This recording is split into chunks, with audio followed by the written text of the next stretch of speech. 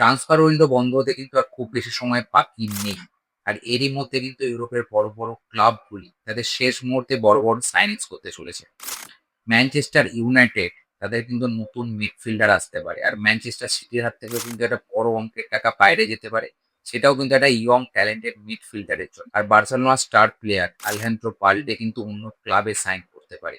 আর এই সবের মধ্যে সব থেকে বড় খবর হলো আর্সেনাল কিন্তু এখন আলভারেজের প্রতি ইন্টারেস্টেড।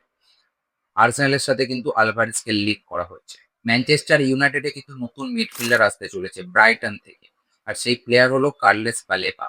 আর এই ডিলটা কমপ্লিট হবে 65 million plus 5 million add on, মানে মোট 70 মিলিয়নের মধ্যে। রিপোর্ট অনুযায়ী কার্লস বাবেলা কিন্তু ম্যানচেস্টার ইউনাইটেডে মেডিকেলও কমপ্লিট করে নিয়েছে। খুব শীঘ্রই কিন্তু এই প্লেয়ারকে ওল্ড ট্র্যাফোর্ডে দেখতে পাবো। কিন্তু এখানে একটা প্রবলেম আছে, কার্লস বাবেলা কিন্তু অ্যাঙ্কেল ইনজুরিতে ভুগছে।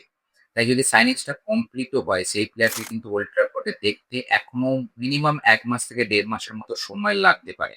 রড্রি বার্সেলোনাতে জয়েন করার পর ম্যানচেস্টার সিটির মিডফিল্ড রিবিল্ড করার জন্য ম্যানচেস্টার সিটি কিন্তু একটা বিরাট অঙ্কের টাকা খরচ করতে যাচ্ছে। আর সেই প্লেয়ার হলো 18 বছরের লিগের প্লেয়ার আইয়ুব বুয়াদি। আইয়ুব বুয়াদের কিন্তু লিলের সাথে অলরেডি কন্ট্রাক্ট আছে, আর এই ডিলটা কিন্তু 95 million plus 5 million add on, মানে 100 মিলিয়ন খরচা হবে।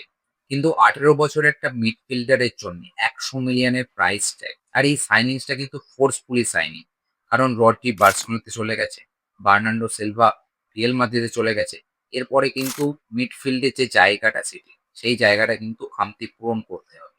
সেই জন্যেই কিন্তু বুয়াদের মতো একটা ইয়ং ট্যালেন্টেড প্লেয়ার দরকার, যেটা কিন্তু ভবিষ্যতে ম্যানচেস্টার সিটিকে অনেকটা স্ট্রং করবে। আলেহান্দ্রো বাল্ডেকে সাইন করার জন্য ম্যানচেস্টার ইউনাইটেডের ইন্টারেস্ট কিন্তু এখন আরো বেশি। বার্সেলোনার যে ওপেনিং ম্যাচটা ছিল লা লিগাতে, তার কিন্তু স্কোয়াডে ছিল না বাল্ডে।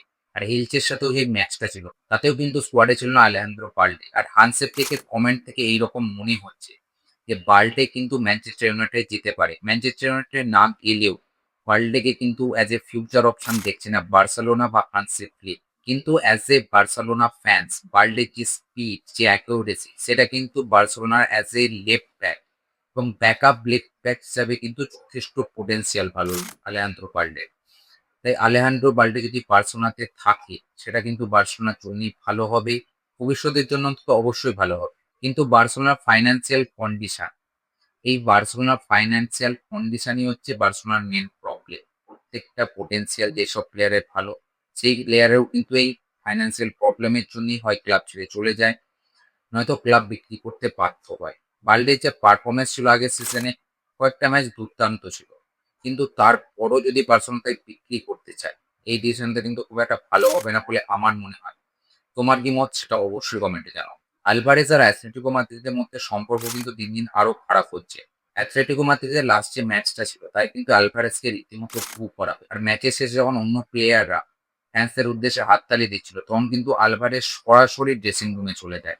আর এরই মধ্যে রিপোর্ট হচ্ছে কিন্তু আর্সেনাল আলভারেজকে সাইন করতে ইন্টারেস্টেড। আর্সেনালের মতো টিমে যদি আলভারেজ যায় অ্যাজ এ আর্জেন্টিনার স্ট্রাইকার, তাহলে কিন্তু আলভারেজের জন্য বেস্ট হবে। আর এত কিছু ড্রামার পর, পার্সোনাল এই ড্রামা, এত কিছু সবের পর আলভারেজ কিন্তু, যদি তার ফেস দেখো বা যেভাবে অ্যাথলেটিকো মাদ্রিদ ফ্যান্স তাকে ট্রিট করছে, তারপর যদি আলভারেজ এই ক্লাবে থাকে, সেটা কিন্তু পুরো একটা সিজন, 26 সালের যে সিজনটা, সেটা কিন্তু আলভারেজের নষ্ট হবে আলটিমেট। আলভারেজকে নিয়ে তোমার কি মত, সেটা অবশ্যই কমেন্টে জানাও।